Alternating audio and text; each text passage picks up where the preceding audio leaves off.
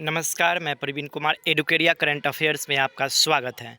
यदि आप किसी भी competitive exams like SSC, railway, bank, state PCS, Bihar SSC, Bihar अध्यापक भर्ती, बिहार पुलिस या दरोगा की तैयारी करना चाह रहे हैं तो आपके लिए गुड न्यूज़ है, क्योंकि हम डेली बेस के most important current affairs MCQ format में आपको प्रोवाइड करते हैं, जिसे आप 2 से 3 बार देखकर फ़ायदा उठा सकते हैं। तो आइए शुरू करते हैं आज का सेशन। पहला प्रश्न आपके स्क्रीन पे ये रहा। विश्व डाक दिवस जिसका थीम दिया हुआ है together for trust collaborating for a safe and connected futures. आपको बताना है विश्व डाक दिवस कब मनाया जाता है। आपके सुविधा के लिए हमने आपको 4 ऑप्शन प्रोवाइड कर रखा है। ऑप्शन ए 9 अक्टूबर, ऑप्शन बी 8 सितंबर, ऑप्शन सी 6 अक्टूबर और ऑप्शन डी 11 सितंबर। तो इस प्रश्न का जो राइट आंसर होगा वो ऑप्शन नंबर ए यानी कि 9 अक्टूबर आंसर होगा। तो विश्व डाक दिवस प्रत्येक वर्ष 9 अक्टूबर को मनाया जाता है। विश्व डाक दिवस की बात की जाए तो इसकी आधिकारिक घोषणा 1969 में जापान के टोक्यो में यूपीए कांग्रेस के द्वारा घोषित किया गया था। वहीं बात करें भारत में प्रत्येक वर्ष 9 से 15 अक्टूबर तक राष्ट्रीय डाक सप्ताह मनाया जाता है। तो राष्ट्रीय डाक सप्ताह 9 अक्टूबर से 15 अक्टूबर तक मनाया जाता है। 9 अक्टूबर को एक और डे मनाया जाता है जिसे भारतीय विदेश सेवा दिवस के नाम से जाना जाता है। तो इंडियन फॉरेन सर्विस भी 9 अक्टूबर को मनाया जाता है।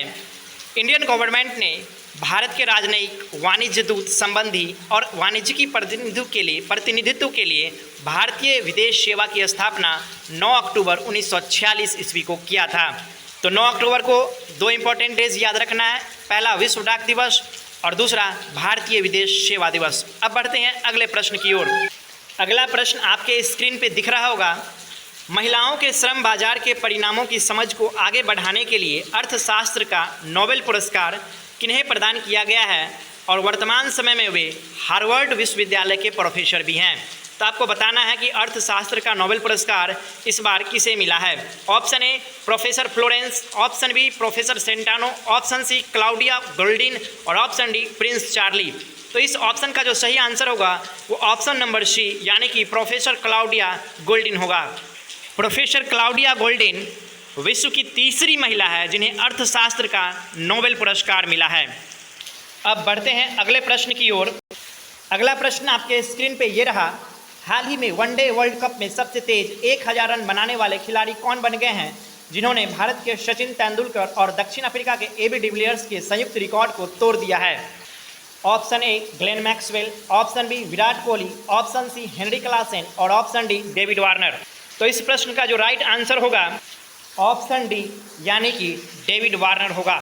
तो डेविड वार्नर ने वनडे वर्ल्ड कप में सबसे तेज 1000 रन बनाने वाले खिलाड़ी बन गए हैं। इन्होंने 19 पारी में यह मुकाम हासिल किया है। वहीं बात किया जाए सचिन तेंदुलकर और एबी डिविलियर्स का तो इन्होंने 20 पारियों में 1000 रन वर्ल्ड कप में पूरा किया था। आपके लिए मैं एक प्रश्न छोड़ रहा हूँ। हाल ही में वर्ल्ड कप 2023 में वर्ल्ड कप का सबसे तेज शतक किस खिलाड़ी ने लगाया है। आपको बताना उस खिलाड़ी का नाम जिन्होंने वर्ल्ड कप 2023 में पूरे वर्ल्ड कप का सबसे तेज शतक बनाया है। अब बढ़ते हैं अगले प्रश्न की ओर। अगला प्रश्न आपके स्क्रीन पे दिख रहा है। आरबीआई के गवर्नर शक्तिकांत दास ने द्विमासिक मौद्रिक नीति समिति की बैठक के बाद शहरी सरकारी बैंकों के लिए बुलेट पुनर्भुगतान योजना के तहत गोल्ड लोन की सीमा 2 लाख रुपये से बढ़ाकर कितना रुपया कर दिया है। आपकी सुविधा के लिए हमने आपको 4 ऑप्शन प्रोवाइड कर रखा है। ऑप्शन ए 1 लाख रुपया, ऑप्शन बी 4 लाख रुपया, ऑप्शन सी 5 लाख रुपया और ऑप्शन डी 10 लाख रुपया। तो इस प्रश्न का जो सही आंसर होगा वो ऑप्शन नंबर बी यानी कि 4 लाख रुपया पहले का डबल कर दिया गया है आरबीआई के गवर्नर शक्तिकांत दास के द्वारा। अब बढ़ते हैं अगले प्रश्न की ओर। अगला प्रश्न आपके स्क्रीन पे दिख रहा है। हाल ही में भारत किस देश के साथ हरित हाइड्रोजन के लिए समझौता किया है। तो हरित हाइड्रोजन के लिए समझौता किस देश के साथ भारत ने हाल ही में किया है आपको बताना है। Option A Maldives, option B Saudi Arab, option C Israel और ऑप्शन डी यूएई। तो इस प्रश्न का जो सही आंसर होगा वो ऑप्शन बी यानी कि सऊदी अरब होगा। तो भारत ने सऊदी अरब के साथ हरित हाइड्रोजन के लिए समझौता ज्ञापन किया है। चलिए बढ़ते हैं अगले प्रश्न की ओर। अगला प्रश्न आपके स्क्रीन पे दिखाई दे रहा होगा।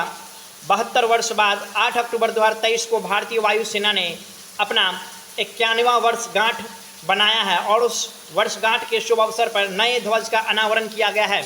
वर्तमान समय में वायुसेना प्रमुख कौन है आपको बताना है। हमने आपकी सुविधा के लिए आपको 4 ऑप्शन प्रोवाइड कर रखा है। Option A Manoj Pande, option B Manoj Mukund Naravane, option C R Hari Kumar और option D chief air marshal Vivek Chaudhari. तो इस प्रश्न का सही आंसर क्या होगा? Option number D is the right answer of this question. वर्तमान समय में वायुसेना के प्रमुख जो हैं वो chief air marshal Vivek Chaudhari हैं। आपके ऑप्शन में ए नंबर ऑप्शन में मनोज पांडे दिखाई दे रहा होगा। आपकी जानकारी के लिए बता दूं, ये chief of army staff of Indian army है, यानी थल सेना प्रमुख हैं तो मनोज पांडे हैं। मनोज मुकुंद नरवाने ये हमारे फॉर्मर आईएएफ चीफ थे। आर हरि कुमार की बात की जाए तो ये chief of naval staff of India है, यानी जल सेना प्रमुख हैं। और वायुसेना प्रमुख जो है वो chief air marshal Vivek Chaudhary है। बढ़ते हैं अगले प्रश्न की ओर। अगला प्रश्न आपके स्क्रीन पे ये रहा। भारतीय मूल के उस प्रोफेसर का नाम बताना है जिन्हें हाल ही में जलवायु परिवर्तन रोकथाम क्षेत्र में उत्कृष्ट कार्य के लिए नीदरलैंड में विज्ञान के सर्वोच्च पुरस्कार एस्पिनोजा पुरस्कार, जिसे डच नोबेल पुरस्कार भी कहा जाता है, से सम्मानित किया गया है। Option A professor Joita Gupta, option B professor Hemlata, option C professor Salu Shikha और ऑप्शन डी प्रोफेसर मौसम सिन्हा। तो इस प्रश्न का जो सही आंसर होगा वो ऑप्शन नंबर ए, यानी कि प्रोफेसर जोईता गुप्ता। प्रोफेसर जोईता गुप्ता को जलवायु परिवर्तन रोकथाम क्षेत्र में उत्कृष्ट कार्य के लिए नीदरलैंड में विज्ञान के सर्वोच्च पुरस्कार एस्पिनोजा पुरस्कार, जिसे डच नोबेल पुरस्कार के नाम से भी हम लोग जानते हैं, इस पुरस्कार से इन्हें सम्मानित किया गया है। अब बढ़ते हैं अगले प्रश्न की ओर। अगला प्रश्न आपके स्क्रीन पे ये रहा। रिलायंस रिटेल के जियो मार्ट ने किन्हें अपना ब्रांड एम्बेसडर नियुक्त किया है? आपको बताना है रिलायंस रिटेल के जियो मार्ट का ब्रांड एम्बेसडर किसे बनाया गया है। Option A Jasprit Bumrah, option B Virat Kohli, option C Shubman Gill और ऑप्शन डी महेंद्र सिंह धोनी। तो इस प्रश्न का जो सही आंसर होगा वो ऑप्शन नंबर डी, यानी कि महेंद्र सिंह धोनी होगा। तो महेंद्र सिंह धोनी को रिलायंस रिटेल के जियो मार्ट का ब्रांड एम्बेसडर बनाया गया है। जियो मार्ट के सीईओ संदीप वरंगती हैं। इस समय जियो मार्ट यानी रिलायंस के जियो मार्ट के जो चीफ एग्जीक्यूटिव ऑफिसर हैं वो संदीप वरगंती है। बढ़ते हैं अगले प्रश्न की ओर। अगला प्रश्न आपके स्क्रीन पे दिखाई दे रहा होगा। किस देश को लगातार तीसरे कार्यकाल के लिए AIBD, जिसका पूरा नाम Asia Pacific institute for broadcasting development है, के अध्यक्ष के रूप में पुनः चुना गया है? Option A Bharat, option B Britain, option C America और ऑप्शन डी चीन। इस प्रश्न का जो सही आंसर होगा वो ऑप्शन ए, यानी कि भारत होगा।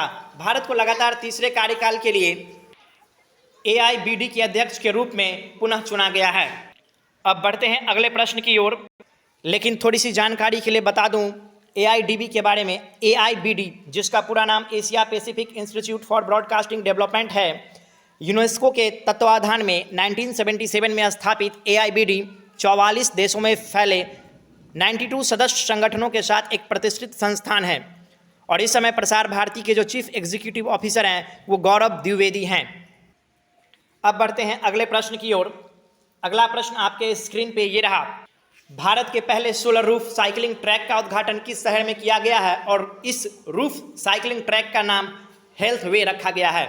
जी हाँ, तो भारत के पहले सोलर रूफ साइकिलिंग ट्रैक का उद्घाटन किस शहर में किया गया है आपको बताना है। आपकी सुविधा के लिए हमने आपको 4 ऑप्शन प्रोवाइड कर रखा है। Option A Lucknow, option B Kohima, option C Mumbai और ऑप्शन डी हैदराबाद। तो इस प्रश्न का जो सही आंसर होगा वो ऑप्शन डी, यानी कि हैदराबाद होगा। तो हमारा करंट अफेयर्स का ये सीरीज़ कैसा आपको लग रहा है कमेंट जरूर कीजिएगा, और अगर अच्छा लगे तो इसे लाइक और सब्सक्राइब जरूर कीजिएगा। डेली बेस पे MCQ फॉर्मेट में आपको हम बेस्ट करंट अफेयर्स प्रोवाइड करते हैं जो आपको किसी भी कॉम्पिटिटिव एग्जाम्स के लिए काफ़ी हेल्पफुल होगा। धन्यवाद।